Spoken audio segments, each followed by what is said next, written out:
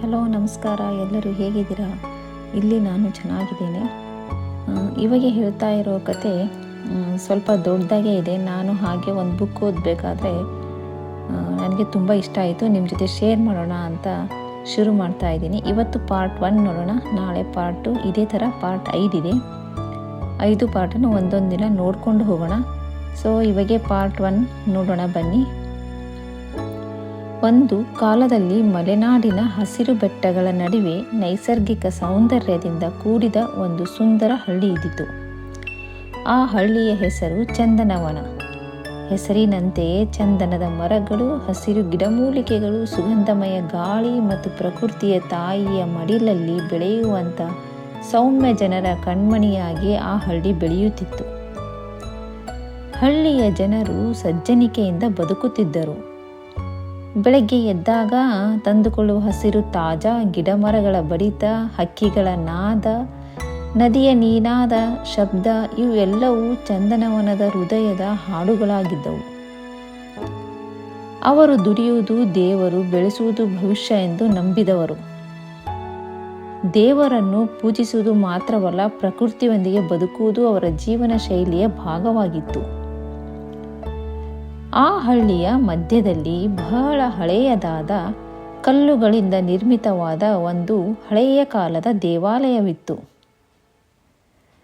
ಆ ದೇವಾಲಯ ದೇಹ ಮತ್ತು ಮನಸ್ಸಿಗೆ ಶಾಂತಿಯನ್ನು ಕೊಡುವಂತಹ ಸ್ಥಳ.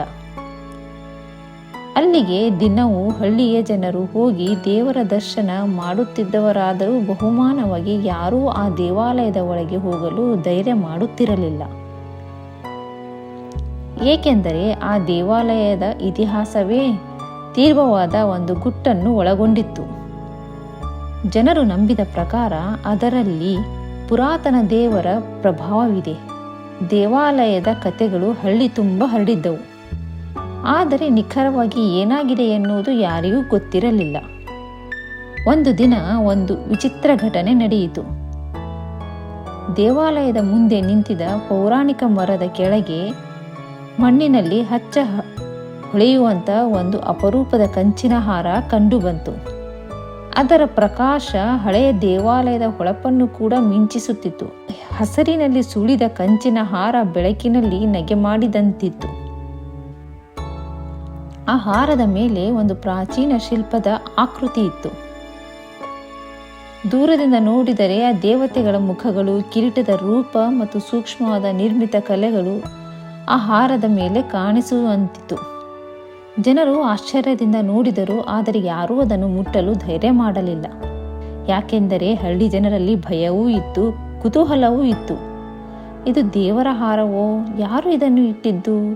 ಈ ಹಾರದ ಹಿಂದೆ ಏನಾದರೂ ಶಕ್ತಿ ಇದ್ದರೆ ಏನು ಮಾಡೋದು? ಇಂಥ ನಾನಾ ಪ್ರಶ್ನೆಗಳು ಎಲ್ಲರ ಮನಸ್ಸಲ್ಲೂ ಮೂಡತೊಡಗಿದವು.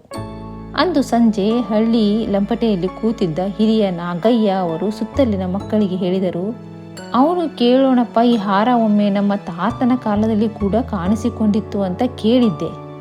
ಆದರೆ ಯಾರೋ ಅದನ್ನು ಮುಟ್ಟಿ ಕಣ್ಮರೆಯಾದ ಅಂತನೂ ಒಂದು ಕಥೆಯನ್ನು ಕೇಳಿ.